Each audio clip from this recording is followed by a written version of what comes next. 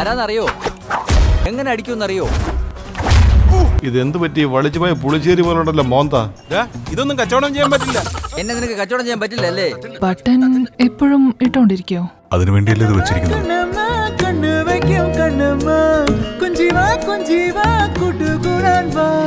അപ്പൊ ശരി, good night both of you. Good night.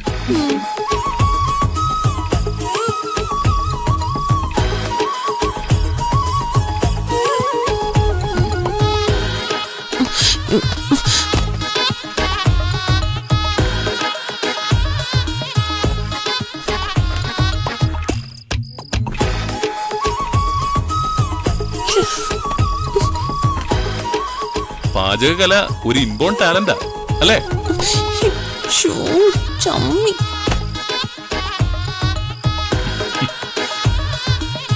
ഇതുപോലൊരു തള്ള് ഞാൻ ഇതുവരെ കേട്ടിട്ടേ ഇല്ല.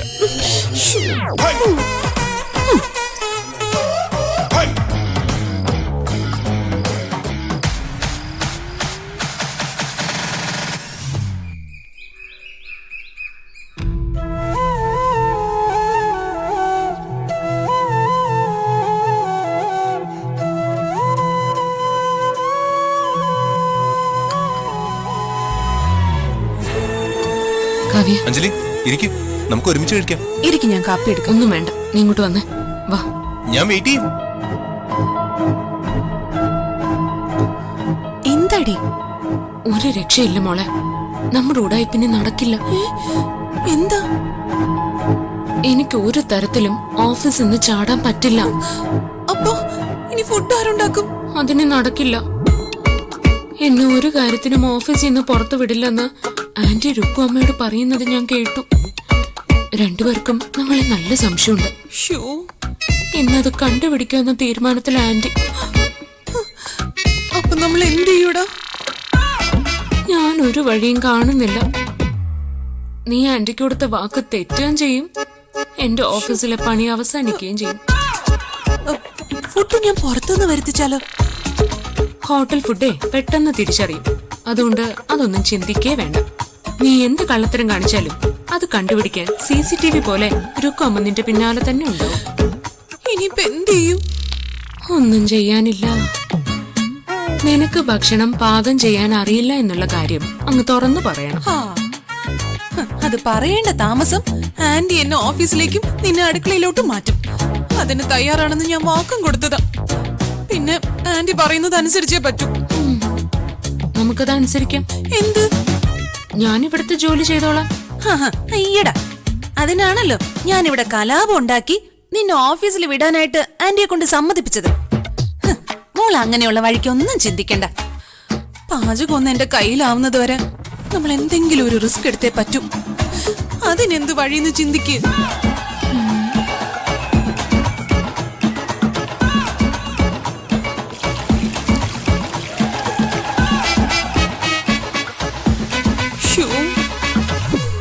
ഒരു കാര്യം ചെയ്യാം, നീ ഇങ്ങോട്ട് വരണ്ട. ഫോണിലെ നിർദ്ദേശം തന്നാ മതി. അതനുസരിച്ച് ഭക്ഷണം ഞാൻ പാചകം ചെയ്തോളാം. അയ്യോ, പക്ഷെ അതും നടക്കില്ല. റുക്കാമ്മ ഒരു നിഴല് പോലെ എന്റെ കൂടെ ഉണ്ടാവും. ശരിയാവില്ല, അത് തീരെ ശരിയാവില്ല. ആ, ഒരു വഴിയുണ്ട്. അതത്ര പെട്ടെന്ന് റുക്കമ്മയ്ക്ക് പിടിയിട്ടില്ല. എന്താ? നീ ഫോണില് സംസാരിക്കുന്നത് കണ്ടാലല്ലേ രുക്കോമ്മ ശ്രദ്ധിക്കൂ. ബ്ലൂടൂത്ത് ഉപയോഗിച്ചാൽ മതിയല്ലോ. അത് ഉഗ്രൻ ഐഡിയ. നീ അവിടെ നിന്ന് നിർദ്ദേശം തരുന്നു, അത് ബ്ലൂടൂത്തിലൂടെ കേട്ട് ഞാനിവിടെ ഭക്ഷണം പാചകം ചെയ്യുന്നു. ആഹാ, ഇതാടി ഞാൻ പറഞ്ഞത്, ദൈവം നമ്മളോടൊപ്പമാണെന്ന്. ശരി, എന്നാ ഞാൻ ഓഫീസിലേക്ക് ഇറങ്ങാൻ നോക്കട്ടെ. ശരി.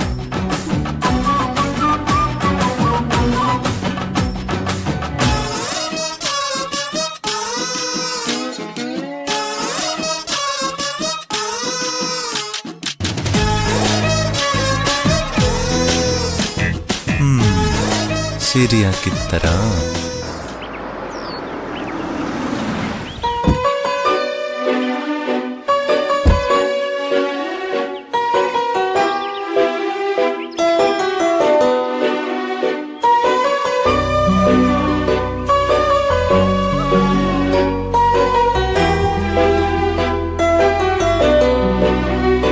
എന്റെ കാറിൽ ഓഫീസിലേക്ക് വരൂ.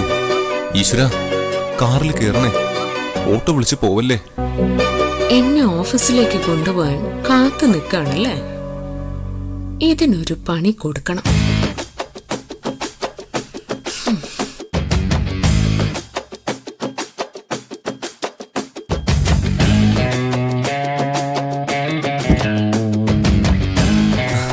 യെസ്.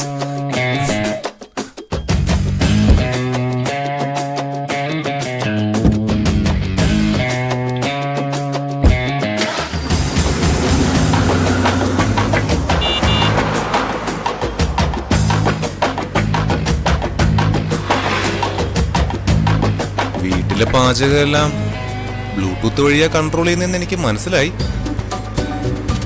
കാര്യങ്ങളൊക്കെ എനിക്കറിയാം. ഞാൻ ആരോടും പറയില്ല. ഞാനൊപ്പം ഉണ്ടാവും.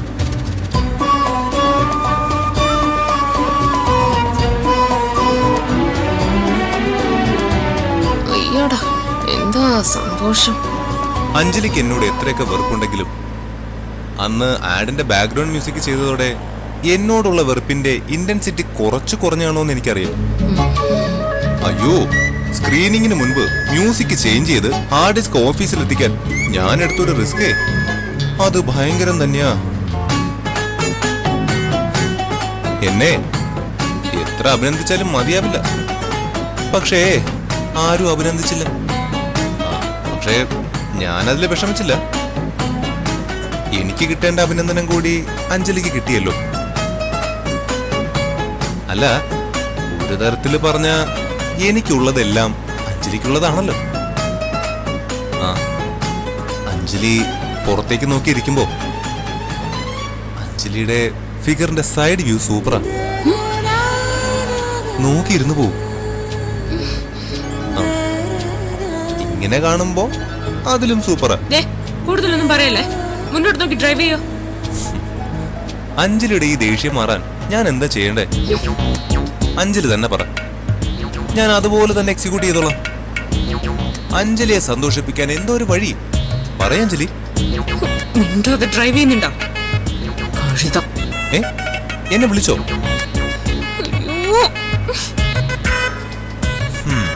എന്തായാലും ഞാൻ പറയാതെ തന്നെ എന്റെ കാറിൽ വരാൻ തയ്യാറായല്ലോ.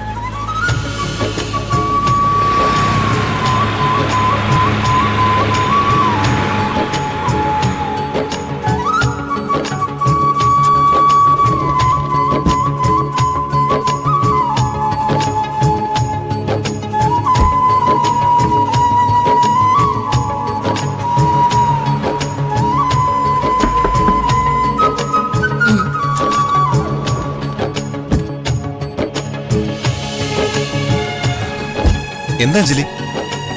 സോറി, ഞാനത് മറന്നു. എന്ത്?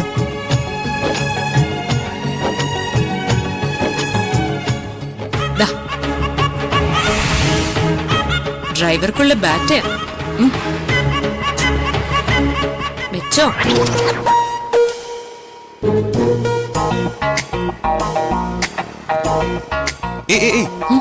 മാഡം, ഞങ്ങൾ ഡ്രൈവർമാരുടെ മിനിമം ബാറ്റ് 200 ഇത് 100 ഉള്ളൂ.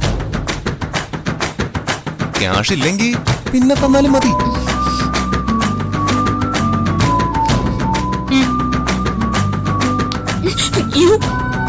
സോറി മാഡം, ക്യാഷ് താഴെ പോണ്ടാന്ന് വിചാരിച്ച് മുറുകെ പിടിച്ചതാ.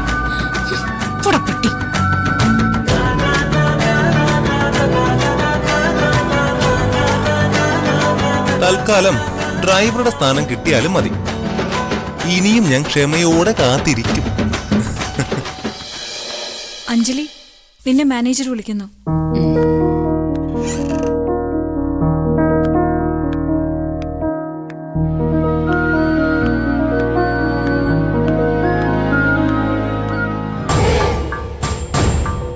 എന്നെ ഇവിടെ പ്രതീക്ഷിച്ചില്ല. അമ്മ എന്താ ഇവിടെ? എന്റെ മോള് നിന്റെ അമ്മയെ അമ്മയെന്ന് വിളിക്കുന്നത് പോലെ നീ എന്നെ അമ്മയെന്ന് വിളിക്കണ്ട. പക്ഷെ എന്റെ മോളൊരു പൊട്ടത്തി ആയതുകൊണ്ട് നിന്നെയൊക്കെ ഒരുപാട് വിശ്വസിക്കുകയും സ്നേഹിക്കുകയും ചെയ്യുന്നുണ്ട്. പക്ഷേ നിനക്ക് അവളോട് തിരിച്ചൊരു സ്നേഹവും ഇല്ലെന്ന് നീ പലതവണ തെളിയിച്ചു കഴിഞ്ഞു. അമ്മ, എന്റെ എന്റെ മോളെ വീട്ടുജോലിക്ക് നിർത്തിയിട്ട് നീ ഇവിടെ വലിയ സ്റ്റാറായിട്ട് ജോലി ചെയ്യല്ലേ? അവളുടെ നിർബന്ധത്തിന് വഴങ്ങിയ ഞാനിവിടെ ജോലി ചെയ്യാൻ വരുന്നേ. ഞാൻ വീട്ടിലെ കാര്യങ്ങൾ ചെയ്തോളാന്ന് പറഞ്ഞതാ, അവള് കേട്ടില്ല അമ്മ.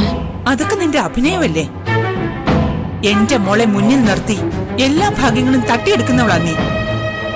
അവളുടെ ഭാവിയാണ് നീ തൊലച്ചത്. എന്റെ മോളുടെ മുന്നിൽ സ്നേഹം നടിച്ച് അവളെ ചതിച്ചുകൊണ്ടിരിക്കുന്ന നിനക്ക് ഈ ജന്മത്തിൽ സ്വസ്ഥത ഉണ്ടാവില്ലടി. അർഹതയില്ലാത്തത് എന്ത് നേടിയെടുത്താലും അത് മരണം വരെ ജീവിതത്തിൽ അജീർണമായി കിടക്കും. അമ്മ, എന്നെ വിശ്വസിക്ക. കാവ്യയുടെ സന്തോഷമാണ് എന്റെ സന്തോഷം. മിണ്ടരുത് നീ. നീ പറയുന്നതിൽ എന്തെങ്കിലും ആത്മാർത്ഥതയുണ്ടെങ്കിൽ നീ ഇവിടുത്തെ ജോലി വേണ്ടാന്ന് വെച്ച് എന്റെ മോളെ ഓഫീസിൽ പറഞ്ഞുവിട്. കാവ്യയ്ക്ക് വേണ്ടി എന്ത് ത്യാഗവും ചെയ്യാനുള്ള മനസ്സുണ്ടെങ്കിൽ നീ ആ വീട്ടിലെ കാര്യങ്ങൾ നോക്കി ജീവിക്കാം. പറ്റുമോ നിനക്ക്? കാവ്യയെ നീ ആത്മാർത്ഥമായി സ്നേഹിക്കുന്നുണ്ടെന്ന് തെളിയിക്കാൻ പറ്റുമോ? ഒരു കാര്യം ഞാൻ പറയാം.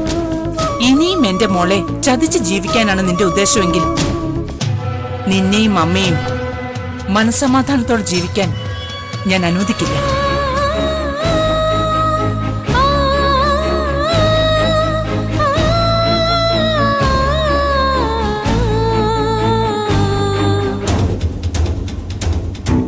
രേണുകയ്ക്കറിയാലോ, എനിക്കൊരു താല്പര്യമില്ലാതെയാ അഞ്ജലി എന്റെ മരുമകളായി വീട്ടിലെത്തിയത്. ഞാൻ മരുമകളായിട്ട് അംഗീകരിച്ചത് കാവ്യയായിരുന്നു. അവളെ സാവധാനം ഈ സ്ഥാപനത്തിന്റെ ഉത്തരവാദിത്തങ്ങളിലേക്ക് കൊണ്ടുവരണമെന്ന് ഞാൻ ഒരുപാട് ആഗ്രഹിച്ചു. പക്ഷേ കാവ്യേക്കാൾ വലുത് അഞ്ജലിയാ. അത് അഞ്ജലി നന്നായിട്ട് ഉപയോഗിക്കുന്നുണ്ട്. പക്ഷേ അത് രേണുകയുടെ മകൾക്ക് മനസ്സിലാവുന്നില്ല. പലതരത്തിലും ഞാൻ അവളെ ഈ സ്ഥാപനത്തിലേക്ക് കൊണ്ടുവരാൻ ശ്രമിച്ചു. ഞാൻ അവളെ ചെയർപേഴ്സൺ ആക്കാൻ വരെ തീരുമാനിച്ചത് രേണുകയ്ക്ക് അറിയാലോ. പക്ഷേ കാവ്യ അത് നെഗ്ലക്ട് ചെയ്തു. എല്ലാം ശ്രമിച്ച് പരാജയപ്പെട്ടപ്പോഴാ ഞാൻ രേണുകയെ ഇങ്ങോട്ട് വിളിപ്പിച്ചത്. ഞാൻ അഞ്ജലിയോട് നന്നായിട്ട് പറഞ്ഞിട്ടുണ്ട്. ഇത്തിരിയെങ്കിലും ഉളുപ്പുണ്ടെങ്കിൽ അവൾ ഇവിടുത്തെ ജോലി ഉപേക്ഷിച്ച് വീട്ടുകാര്യങ്ങൾ നോക്കും. കാവ്യ ഇങ്ങോട്ട് പറഞ്ഞു വിടുകയും ചെയ്യും എന്നാണ് എന്റെ പ്രതീക്ഷ. അഞ്ജലി അങ്ങനെ തീരുമാനിച്ചത് കൊണ്ട് മാത്രം കാര്യമില്ല. കാവ്യയ്ക്കും അത് ബോധ്യപ്പെടണം. അതിലാ എന്റെ സംശയം. രണ്ടുപേരുടെയും ഫ്രണ്ട്ഷിപ്പാ എല്ലാ പ്രശ്നങ്ങൾക്കും കാരണം. കുഞ്ഞുനാളിലെ തുടങ്ങിയ കൂട്ടാ. അത് പൊളിക്കാൻ ഞാൻ പലതവണ ശ്രമിച്ചു, നടന്നില്ല. അതിനെന്തെങ്കിലും വഴി കാണണം രേണുവേ. രണ്ടുപേരും ഇപ്പൊ സുഹാസിനിയുടെ അടുത്തല്ലേ? സുഹാസിനി വിചാരിച്ചാലേ എന്തെങ്കിലും നടക്കും. അതിനുള്ള പുതിയ വഴികൾ ഞാൻ കണ്ടിട്ടുണ്ട്. നമുക്ക് നോക്കാം.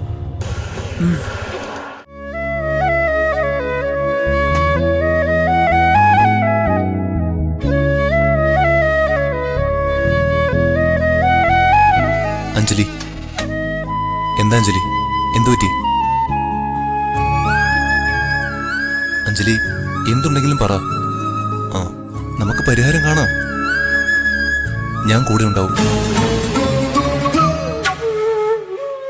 എന്നോടുള്ള ദേഷ്യം അങ്ങനെ തന്നെ ഇരുന്നോട്ടെ, ഒട്ടും കുറയ്ക്കണ്ട.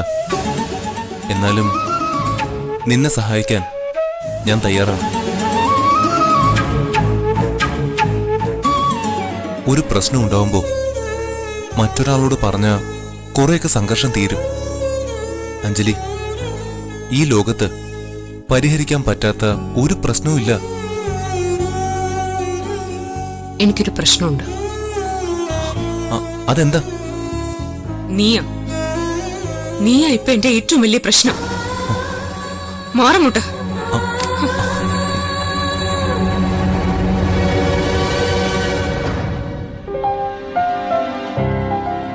ഞാൻ നിനക്ക് പരിഹാരം ഇല്ലാത്തൊരു പ്രശ്നമാണല്ലേ? നീ കാത്തിരുന്നു. നിനക്ക് ഒരു നിമിഷം പോലും പിരിഞ്ഞിരിക്കാൻ പറ്റാത്ത ഒരാളായി ഞാൻ മാറും.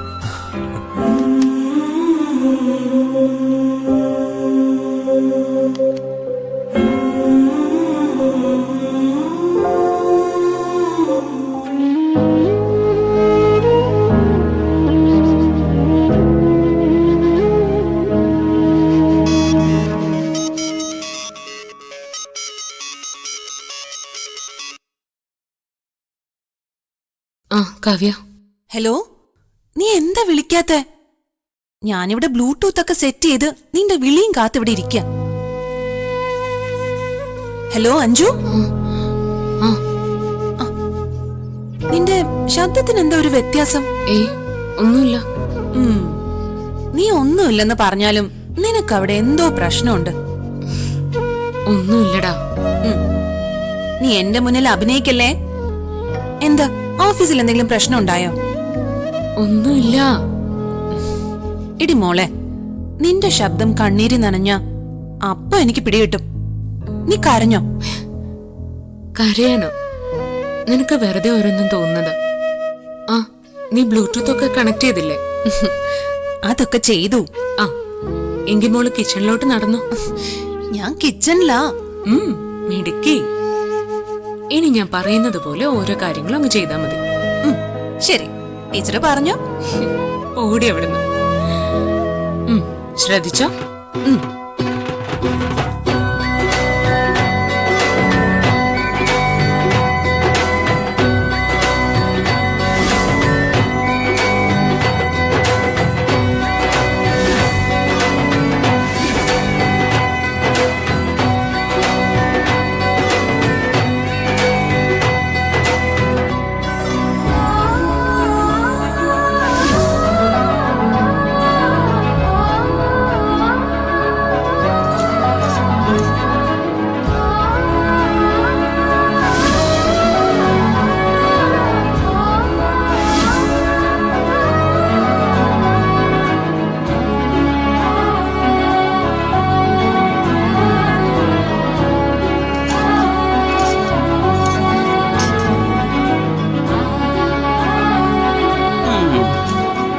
മുത്തശ്ശി, ഇത് ഞാൻ ടേസ്റ്റ് ചെയ്താ ശരിയാവില്ല. മുത്തശ്ശി ഒന്ന് ടേസ്റ്റ് ചെയ്ത് നോക്കി.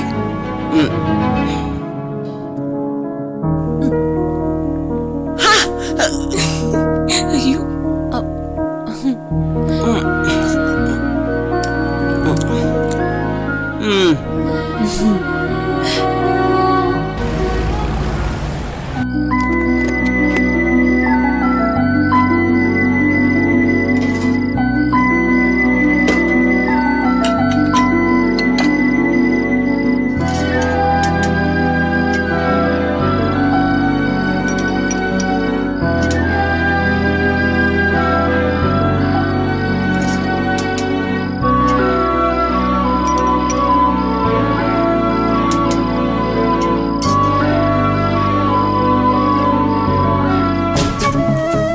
എന്റെ മോളെ ചതിച്ച് ജീവിക്കാനാണ് നിന്റെ ഉദ്ദേശമെങ്കിൽ നിന്നെയും അമ്മയും മനസ്സമാധാനത്തോടെ ജീവിക്കാൻ ഞാൻ അനുവദിക്കില്ല.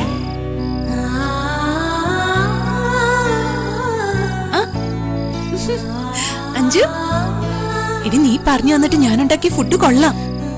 നീ വാ, ഒന്ന് ടേസ്റ്റ് ചെയ്ത് നോക്ക്. വാ അഞ്ജു.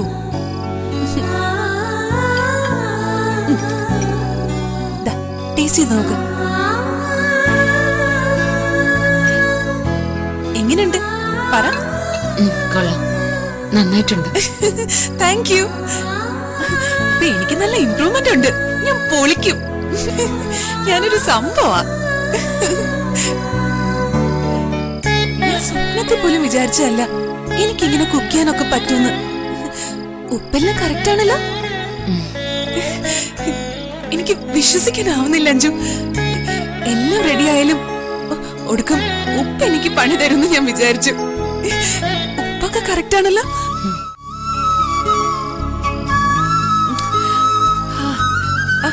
നീ പറഞ്ഞ പോലെ കറക്റ്റ് ആണല്ലോ. എടി മോളെ, ഇനി നമ്മളെ തോപ്പിക്കാൻ ആന്റിക്ക് പറ്റില്ല. എനിക്ക് പാചകം അറിയില്ലെന്ന് ആന്റി അറിഞ്ഞിരുന്നെങ്കിൽ നിന്നെ ഓഫീസിൽ നിന്ന് തൂക്കിയെടുത്ത് ഈ അടുക്കളയിൽ കൊണ്ടിടുവോന്നുള്ള ഭയമായിരുന്നു എനിക്ക്. ആ പേടി കൊണ്ടായിരിക്കും ഞാൻ പെട്ടെന്ന് പാചകം പഠിച്ചത്.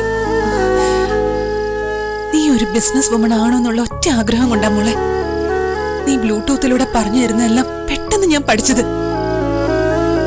അല്ലാതെ ആര് പറഞ്ഞാലും ഞാൻ ഈ അടുക്കള പണിക്കൊന്നും നിൽക്കില്ല. എല്ലാം നിനക്ക് വേണ്ടിയാ, എല്ലാം നിന്റെ സ്വപ്നങ്ങൾക്ക് വേണ്ടിയാ. അപ്പോ നിനക്ക് സ്വപ്നങ്ങളൊന്നുമില്ലേ? ഞാൻ എന്റെ സ്വപ്നങ്ങളെല്ലാം ഒരിടത്ത് ഫ്രീസ് ചെയ്ത് വെച്ചിരിക്കുക. ഇനി പുതിയ സ്വപ്നങ്ങൾ കണ്ടു തുടങ്ങണം. അതിനെവിടെയാ നേരം? കണ്ടു തുടങ്ങുമ്പോ നിന്നോട് പറയാം. ഇപ്പോ നിന്റെ സ്വപ്നം എന്റെ സ്വപ്നം. വാ, എല്ലാവരും ഭക്ഷണത്തിന് റെഡി ആയിട്ടുണ്ടാവും. വാ.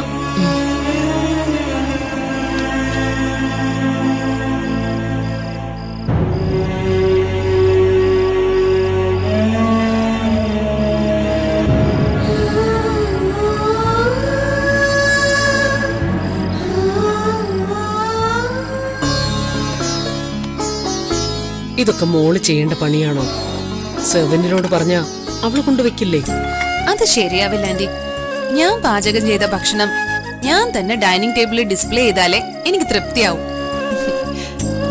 കഴിക്കാം.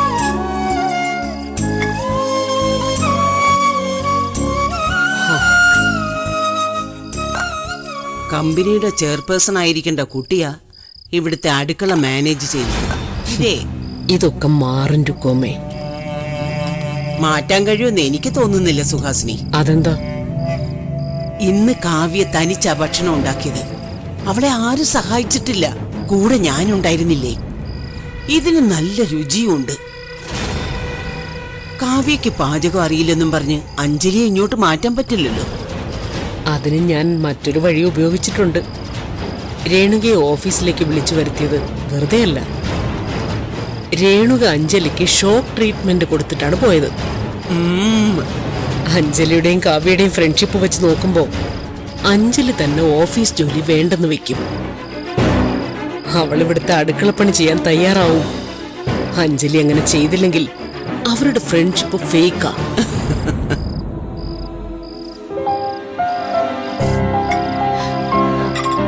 ഈ ഫുഡ് കഴിച്ചിട്ടേ അഭിപ്രായം പറയണം. തള്ളു. തള്ളോ? അല്ല, നെറുകയില് തല്ലാൻ പറഞ്ഞതാ. അതെ, തള്ളല്ല. ഇത് ഞാൻ ഉണ്ടാക്കിയ ഭക്ഷണം തന്നെയാ. വേണമെങ്കിൽ അഞ്ജുനോട് ചോദിച്ചു നോക്ക്. നീ പറയുന്നതിൽ എന്തെങ്കിലും ആത്മാർത്ഥതയുണ്ടെങ്കിൽ നീ ഇവിടുത്തെ ജോലി വേണ്ടെന്ന് വെച്ച് എന്റെ മോളെ ഓഫീസിൽ പറഞ്ഞു വിട്.